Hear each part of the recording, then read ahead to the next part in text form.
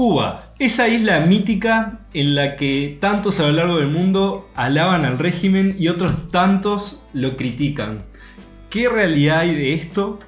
Y sobre todo hoy, en estas semanas donde nos encontramos con unos cuantos disturbios y unas grandes manifestaciones que hacía mucho tiempo no se veían en la isla. Sí, desde la época previa a la revolución prácticamente no se había vivido algo similar a esto. Así que hoy vamos a hablar de este tema. Mi nombre es Juan Cruz Caorsi. Hoy Mi nombre es Gonzalo con... Rey, me presento yo solo. Bien. Y bueno, vamos con la intro y empezamos.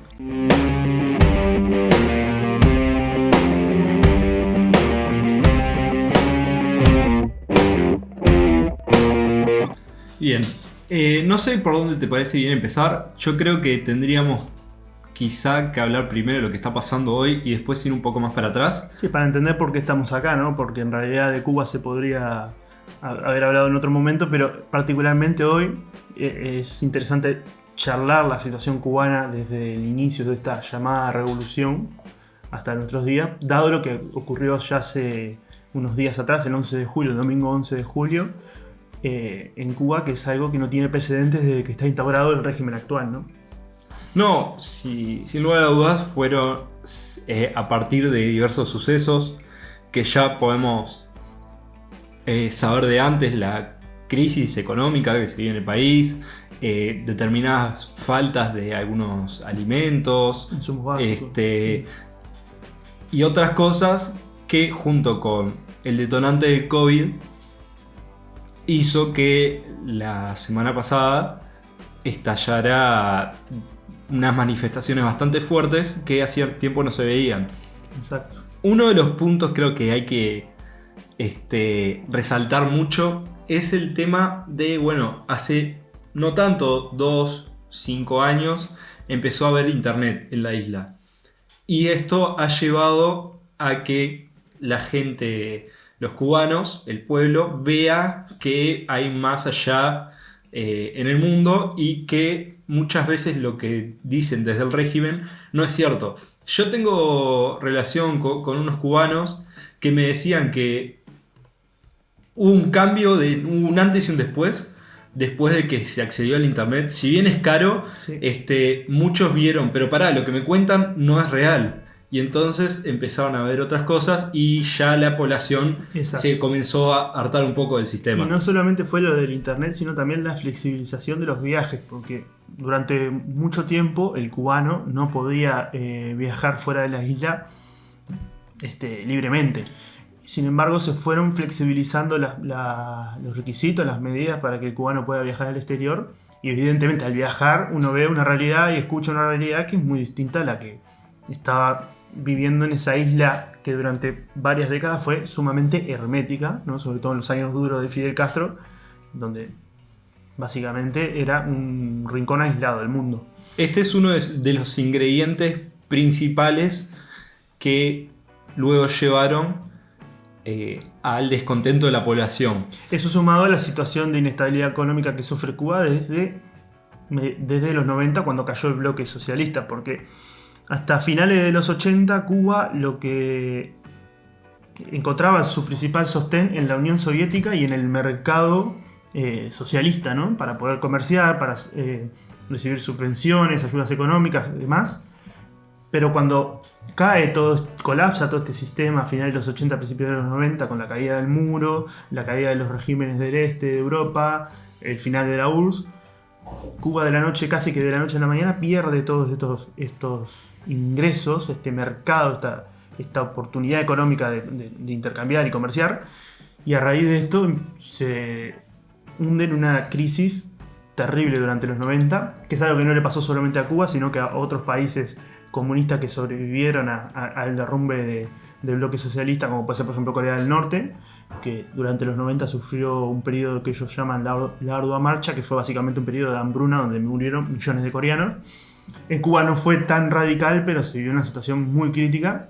Y desde entonces ha habido una inestabilidad económica muy grande, periodos de mayor bonanza, periodos de mayor crisis, pero nunca se ha llegado al nivel de estabilidad que había antes de la caída del bloque socialista. Y eso ha generado ya durante todos estos años un descontento de la ciudadanía que ahora a través de las herramientas que poseen, esto le permite ya expresar su descontento de otra manera. Y justamente a través de Internet se organizó todo esto, ¿no? Hoy por hoy uno de los estados que apoya el régimen es Venezuela, que tampoco está pasando por un buen momento. Exacto. Y no se sabe a futuro qué va a pasar. Esto suele suceder no solo igual en casos de países que estaban alineados o eran tan aliados de la URSS, sino que pasa mucho básicamente cuando los países no diversifican su economía. Exacto. Y se vuelcan directamente a un estado. Y en el caso de Cuba fue peor. Claro, fue vivir de una subvención y un apoyo ruso. Claro. No había economía más que la ayuda del bloque socialista. Claro, pero al no tener esto diversificado, una vez falta es muy difícil salir adelante. Es que Cuba hoy podríamos definir que tiene una economía básicamente de subsistencia y sumergida. Uno que yo también tengo contacto tengo familia incluso cubana, y que ha vivido... Tenés familia por todos lados. Tengo familia por todos lados. Y uno cuando habla con ellos se da cuenta de que básicamente el cubano, el grueso de lo que consigue es básicamente por atrás, como diríamos, ¿no? En el famoso mercado negro. Entonces es una economía que está ampliamente sumergida, y lo que no está sumergido es básicamente una economía de subsistencia que se dedica a producir lo mínimo indispensable para abastecerse a sí mismo, y no lo consigue claramente.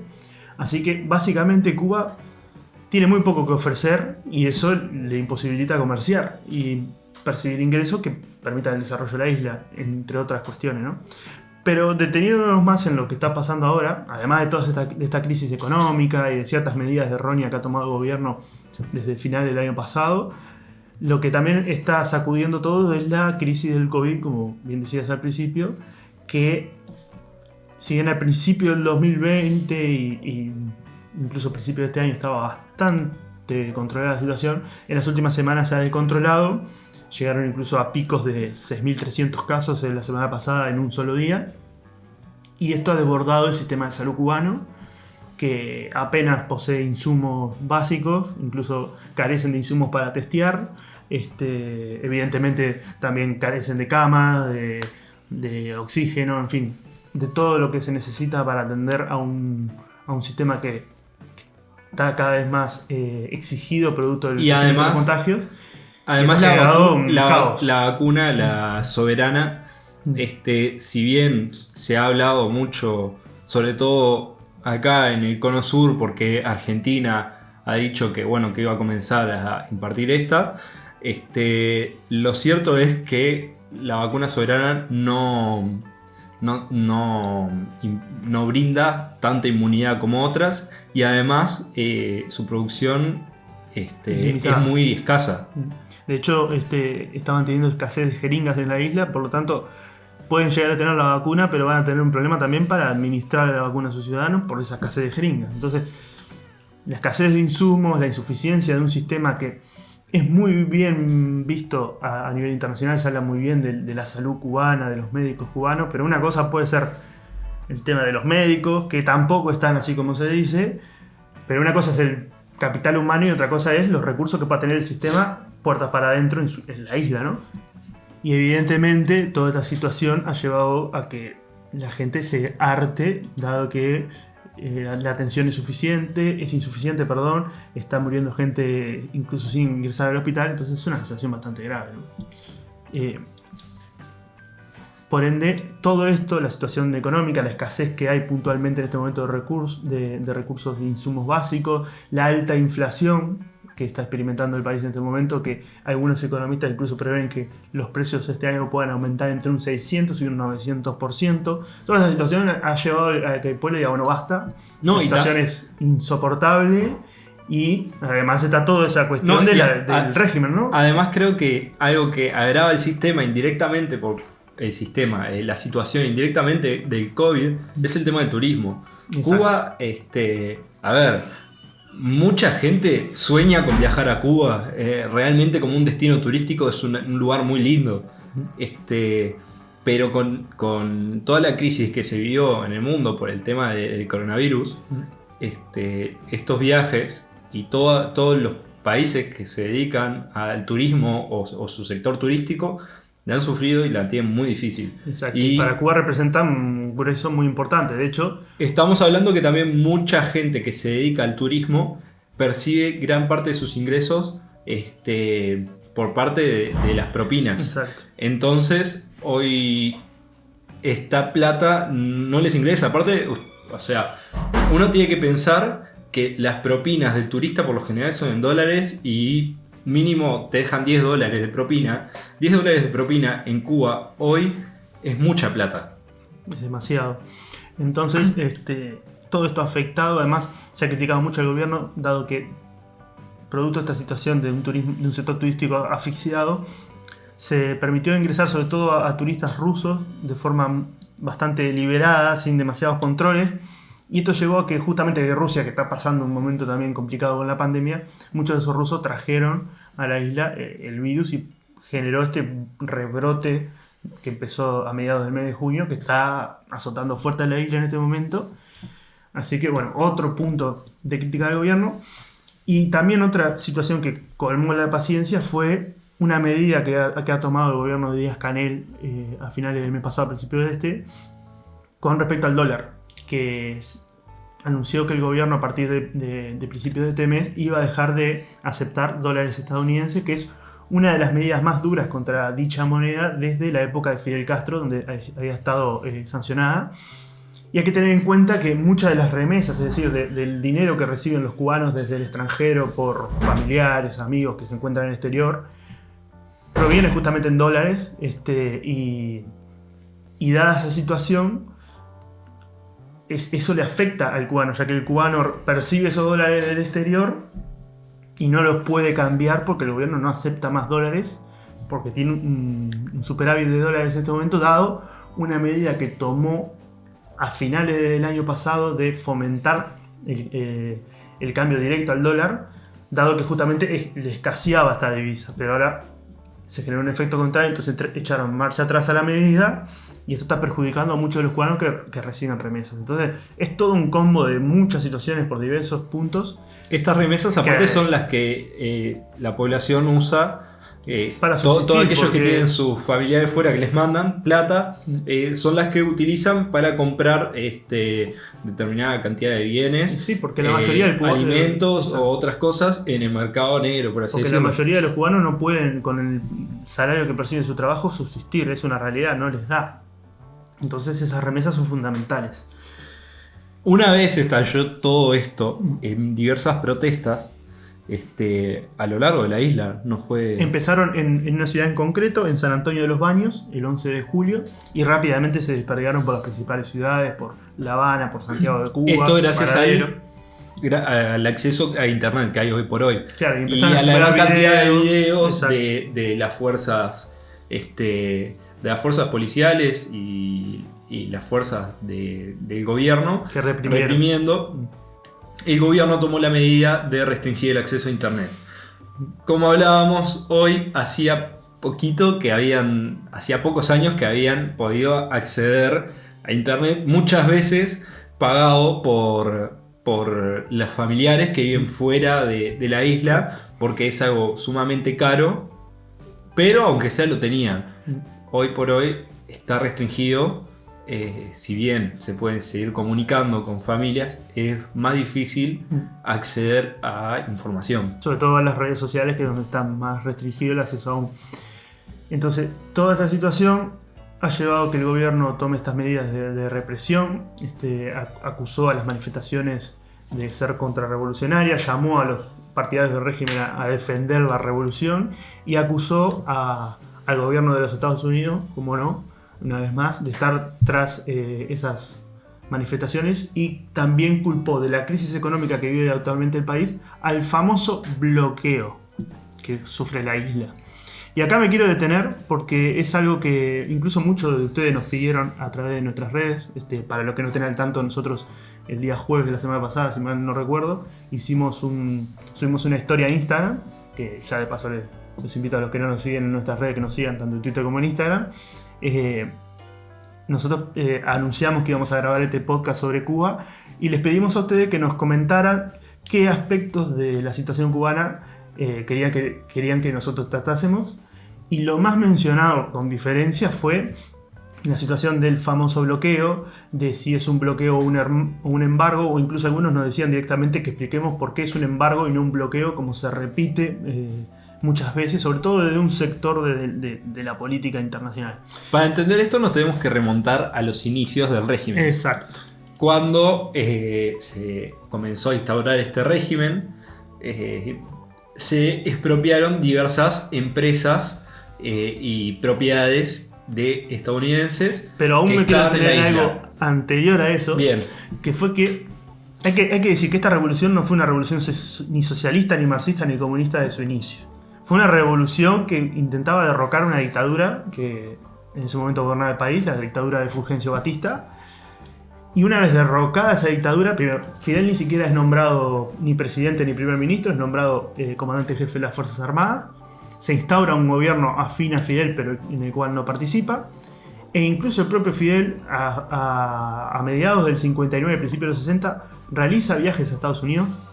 El más importante fue una reunión en Nueva York, donde se reunió con diversos empresarios. Y también estuvo en Washington reuniéndose con algún secretario de Estado, buscando el apoyo de Estados Unidos a la revolución. ¿Qué pasa? Estados Unidos no le interesó demasiado la situación en Cuba, entonces lo que ofrecieron no fue sumamente atractivo para Fidel. Pero luego Fidel, cuando retornó a la isla, se encontró con una contraoferta por parte de la Unión Soviética. Y hay que recordar que estábamos en un contexto de Guerra Fría. Sí, entonces la Unión Soviética vio en la situación cubana una oportunidad de infiltrarse, no solo en Occidente, en el patio trasero de Estados Unidos. Y otra que el patio trasero. Estamos hablando de una isla que está a nada de Estados Unidos, donde en ciertos puntos se ve de forma clara la costa americana. O sea que está sumamente cerca. Acá tenemos el episodio que nos encontramos en el documental de X-Men, donde Cuba intenta enviar misiles la URSS intenta enviar misiles a Cuba y los X-Men detienen el avance de la Unión Soviética. En el mundo de X-Men pasó esto, en la vida real lo que sucedió fue que Fidel accede a la oferta soviética. De repente la revolución pasa a ser una revolución marxista, leninista, comunista de la noche a la mañana, y se da esta situación de la crisis de los misiles, donde la URSS envía misiles a territorio cubano, y esto evidentemente escandaliza a Estados Unidos porque la URSS estaba apuntando misiles a territorio estadounidense a una distancia prácticamente... Recordamos que en ese entonces no existían los misiles intercontinentales. Exacto. Como hoy por hoy sí, que no necesitas... Algunos regímenes sí necesitan... Sí, porque tampoco es una tecnología tan expandida en el mundo, ¿no? Pero sin lugar a dudas, Estados Unidos y hoy por hoy Rusia no necesitan tener cercanía. Además, si no los pueden tener en submarinos y acercarse. Pero en este entonces no. Y bueno, Estados Unidos sí tenía bases militares, supuestamente también con misiles, en Turquía, si no me equivoco. Le devolvió a la Unión Soviética, lo de Turquía se lo devolvió con Cuba. El arreglo luego fue que en secreto Estados Unidos también retiró los misiles de Turquía. Exacto, y así se solucionó la crisis. Pero justamente en este contexto de la crisis de los misiles y demás, ahí sí existió durante un breve periodo de tiempo lo que se llama bloqueo. Y acá quiero aclarar la diferencia entre bloqueo y embargo. El bloqueo es una situación en la cual un país bloquea el ingreso de mercancías y el tránsito de tropas a otro país mediante la fuerza, es decir, mediante el uso de elementos militares, como pudo suceder, por ejemplo, en la Segunda Guerra Mundial, con los aliados bloqueando la circulación de mercancías a la Alemania nazi, por ejemplo. Generalmente se da justamente en un contexto bélico y en un contexto de ataque militar directo o prácticamente directo. Eso sucedió en los primeros meses, pero una vez solucionada la crisis de los misiles, evidentemente el bloqueo se levanta. Y lo que empieza a aplicar Estados Unidos a partir de la década de los 60, sobre todo ya cuando los regímenes se consolidan un aliado de la Unión Soviética, es un embargo comercial. Que un embargo comercial es una política que aplica un país sobre otro, u otros, en el cual limita o prohíbe el comercio y la actividad financiera por parte del gobierno en sí y de las empresas nacionales con el país determinado, ¿no? Entonces, básicamente, esta medida que aplica Estados Unidos, que es lo que hay hoy en Cuba y viene existiendo hace ya 60 años es un embargo por parte de Estados Unidos que limita el comercio de las empresas americanas con la isla o cualquier ciudadano de la isla.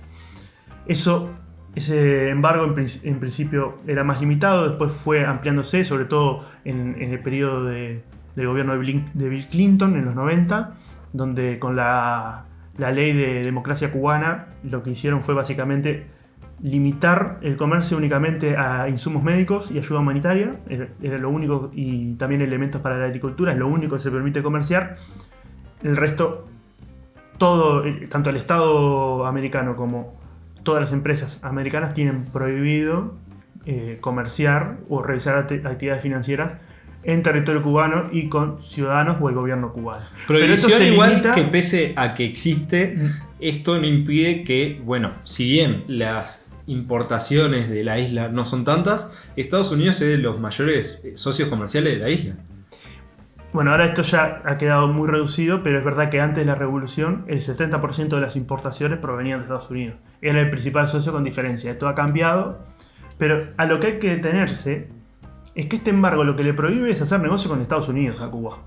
Pero no le prohíbe comerciar con el resto del mundo, como sí pasa, por ejemplo, con Corea del Norte, que tiene sanciones directamente de la ONU. Y esto limita el comercio a nivel mundial y de hecho ni siquiera pertenecen a la Organización Mundial de Comercio. Sin embargo, Cuba sí está en la Organización Mundial de Comercio. Entonces, hablando Cuba, de la ONU, Cuba, la resolución tan controvertida que en inglés habla de embargo y en español de bloqueo. En español de bloqueo. Esto es una controversia que hoy por hoy muchos se justifican su opinión en base a esta resolución.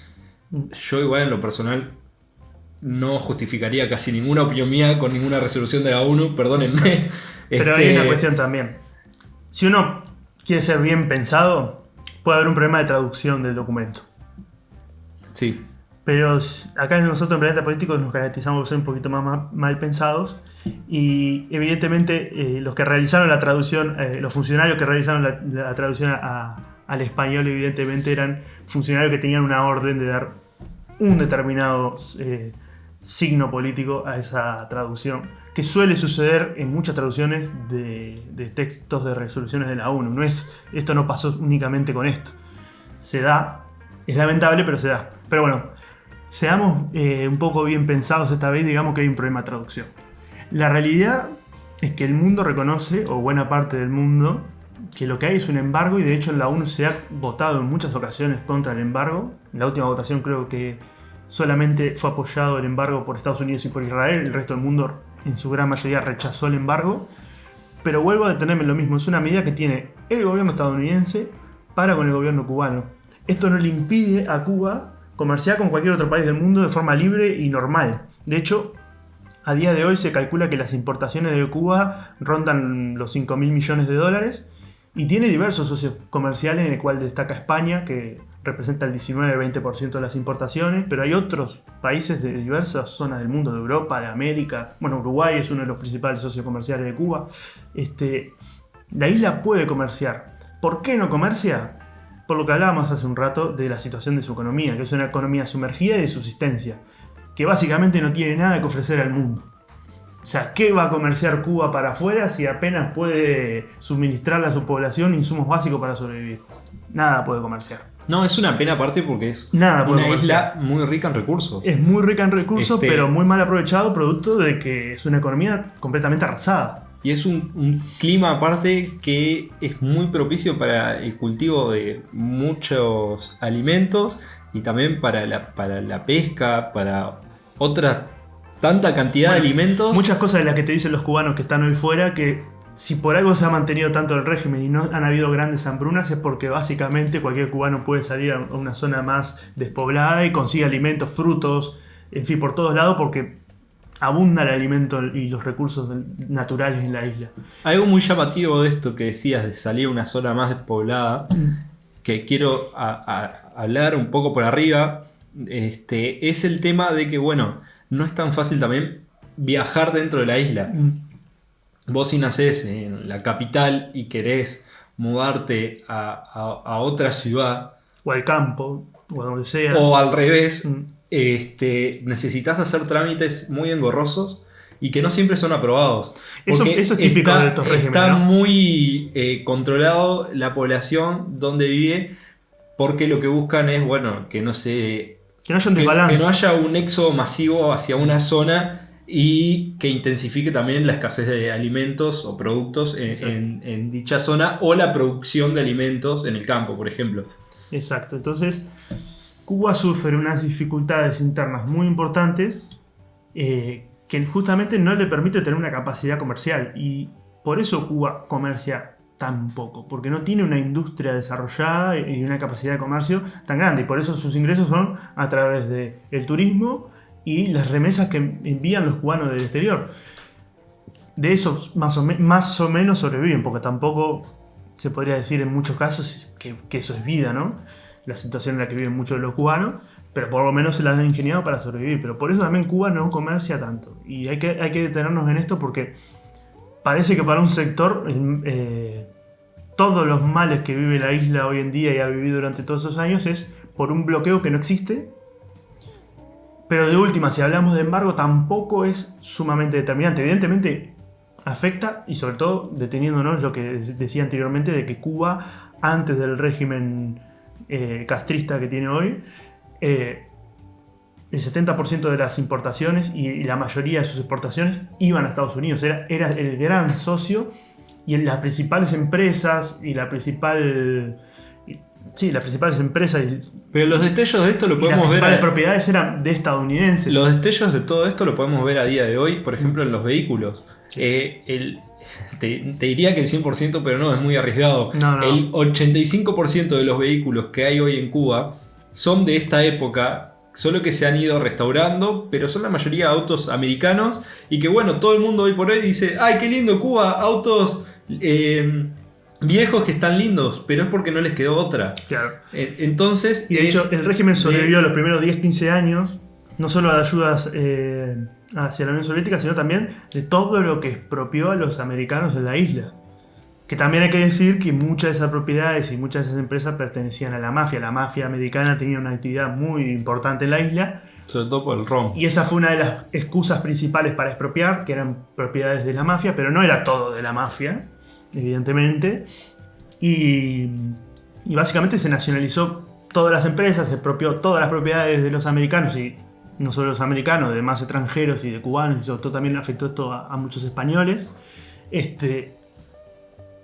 Y claro, en el primer momento, entre las ayudas soviéticas y estos ingresos a corto plazo, más o menos la cosa se fue llevando, pero después, al dejarse de deteriorar todo este tejido económico, evidentemente ahora la isla no posee mayores ingresos. Además, tampoco tiene una población con una capacidad de consumo brutal, porque apenas tienen ingresos para saciar sus necesidades básicas. Entonces, todo esto ha llevado a que Cuba no tenga capacidad de generar ingresos más allá del turismo o de un comercio muy limitado, siempre y cuando se siga aplicando estas políticas económicas que se siguen aplicando el día de hoy.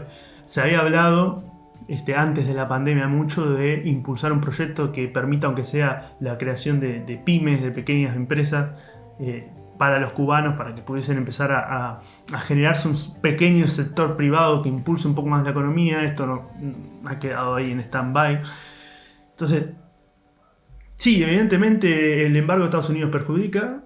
No hay bloqueo, y esto está claro, y si uno analiza la definición de ambos conceptos, claramente aquí no hay bloqueo, porque en Estados Unidos no anda con sus fuerzas militares impidiendo que entre y salga mercancía que no provenga de Estados Unidos, claramente.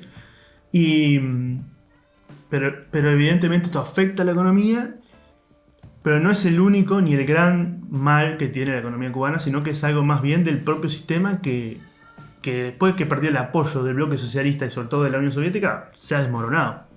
Y bien, y ya si les parece, para ir redondeando un poco, y pasar de esto un poco más de la historia a algo de la actualidad, ver cómo reaccionaron los diferentes mandatarios a lo largo del mundo sobre la situación vivida hoy por hoy en Cuba.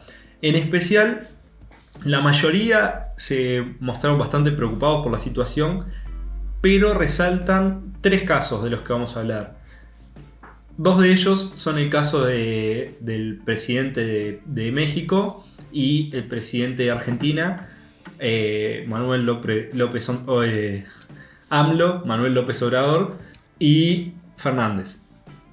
Estos básicamente lo que hicieron fue como hacer que no pasa nada acá, o la culpa es de otro, no culpar al régimen por las represiones que habían. AMLO fue más directo en el apoyo, Fernández fue más ambiguo, pero son dos posiciones más de apoyo que neutrales o contrarias a la situación, ¿no? Lo que se critica en realidad acá no es tanto la postura, sino esta ambigüedad que, bueno, cuando pasó hace poco todo el tema de Colombia, estos fueron muy duros con lo sucedido.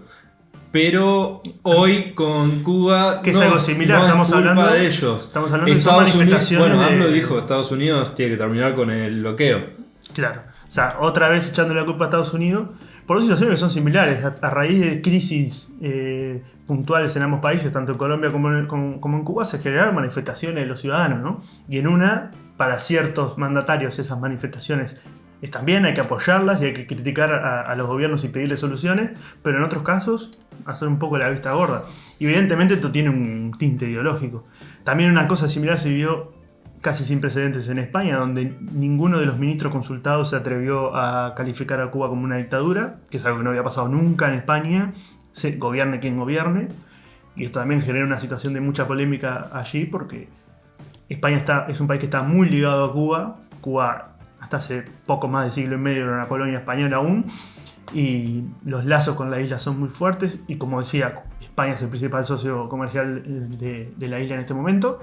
Entonces uno esperaba que el gobierno se posicionara como España se posicionó tradicionalmente, independientemente de si gobernaba a la izquierda o a la derecha, de que, bueno, la situación que vive Cuba es de una dictadura, apoyar al pueblo cubano. Aquí la realidad es que, si bien alguno ha dicho, sí, bueno, hay que apoyar al pueblo cubano, pero ninguno, cuando se les preguntaba directamente, el mismo los periodistas decían, ¿Cuba es una dictadura? Ninguno decía, sí, es una dictadura. Te la dibujaban de una manera o de la otra, entonces también es una posición bastante ambigua y muy polémica, obviamente. Y por otro lado tenemos la posición, obviamente, de Estados Unidos atacando al régimen. Especialmente esta semana está reunido en Washington, está de visita Angela Merkel. En su último viaje a Estados Unidos, antes de su retiro. Que esto vamos a hablar próximamente, del retiro de Angela Merkel. Pero bien, sentándonos acá, Joe Biden dijo que intentaría restaurar el internet en la isla, ya que, bueno, considera que es una herramienta fundamental para intentar un proceso de transición democrática, porque, bueno, como vimos y como hablamos, si el pueblo ve que lo que hay afuera, capaz se incentiva que quiera intentar derrocar al régimen. Y además tuvo un discurso muy marcado, como siempre en Estados Unidos, criticando al comunismo, que es un sistema que nunca funcionó, y que también dijo que el socialismo tampoco ve que funcionaría. Esto es una situación a resaltar, dado que cuando Biden se lanzó a la campaña y luego ganó las elecciones, una de las cuestiones que pregonaban sus detractores era que con Biden y con el actual Partido Demócrata iba a llegar el socialismo a Estados Unidos.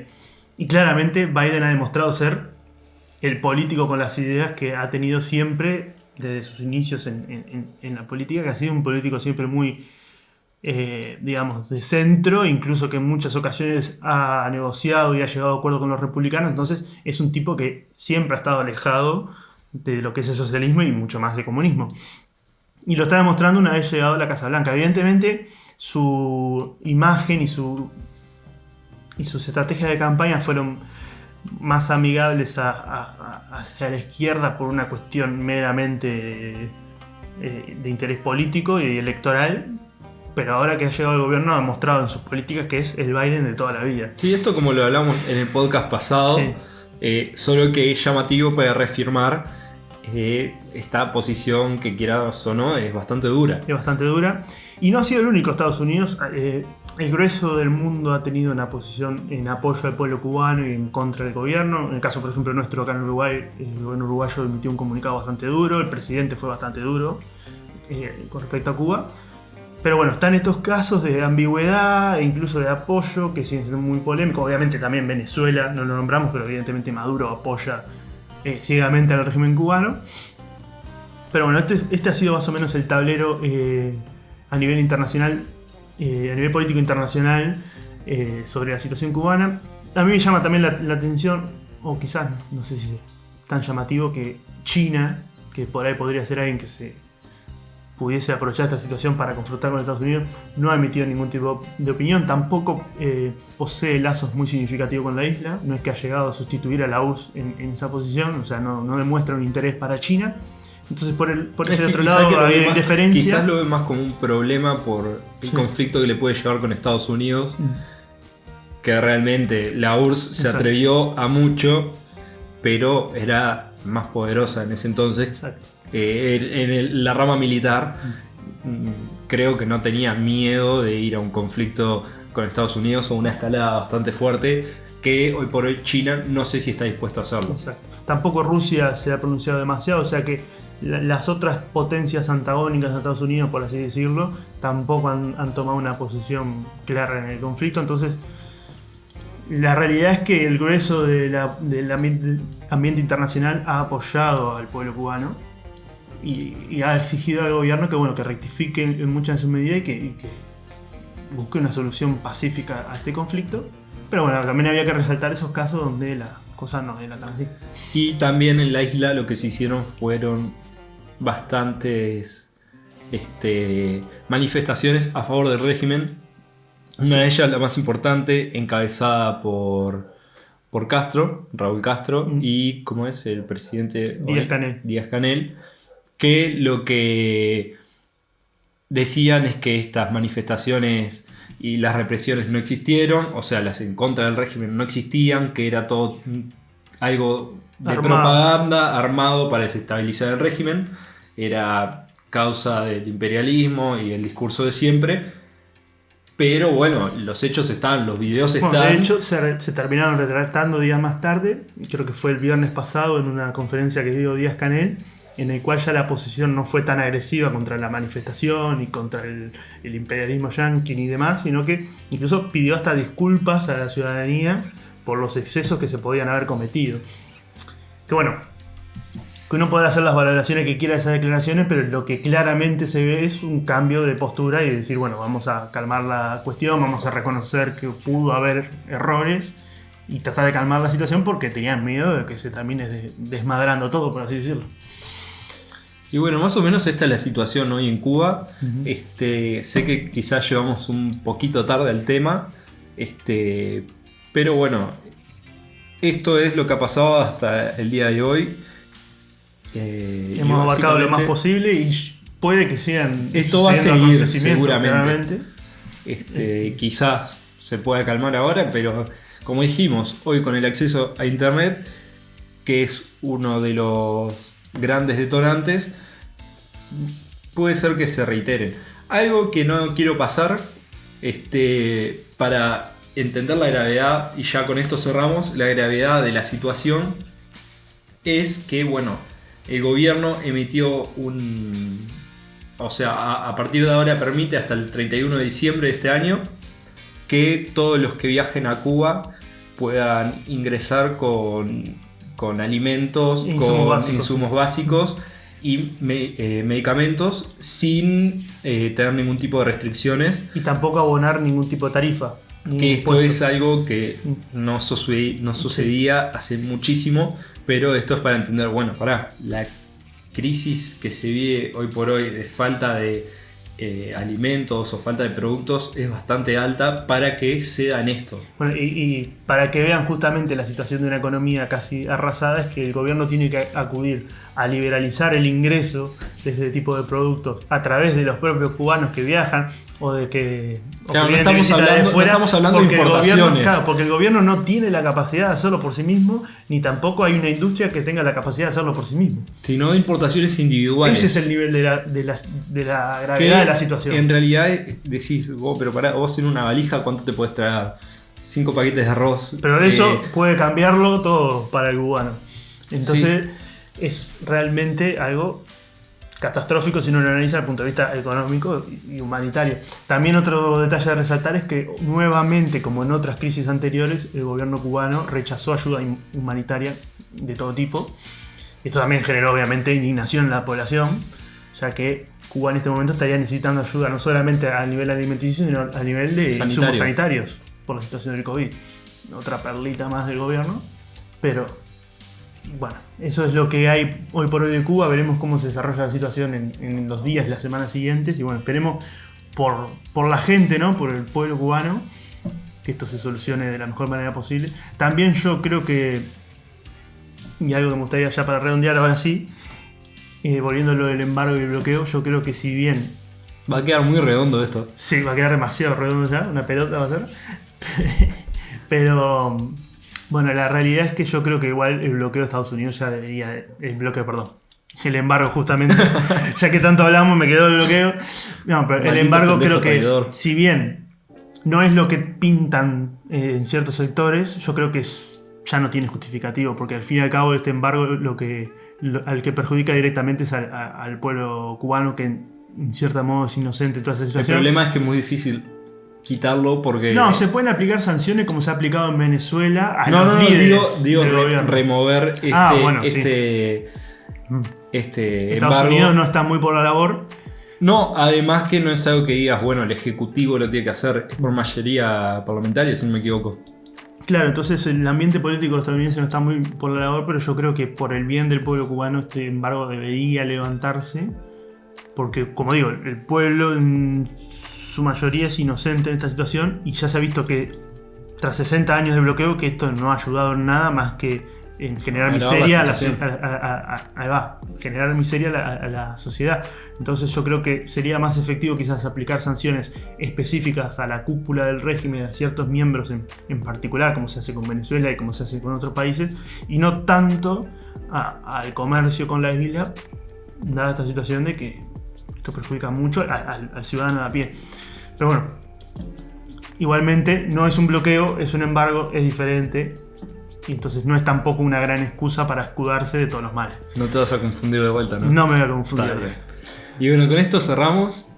También me gustaría que dejen su comentario sobre qué opinan de la situación, cómo creen que se desenlazará esta situación. Y además también invitarlos o preguntarles si les gustaría la idea de que empecemos un canal de Discord donde podamos tener un contacto fluido, más cercano con quienes nos escuchan y bueno, además quizá organizar algún tipo de charlas allí. Exacto, comparto. Así que bueno, nos vemos en el siguiente podcast. Un saludo para todos y bueno, hasta la próxima semana.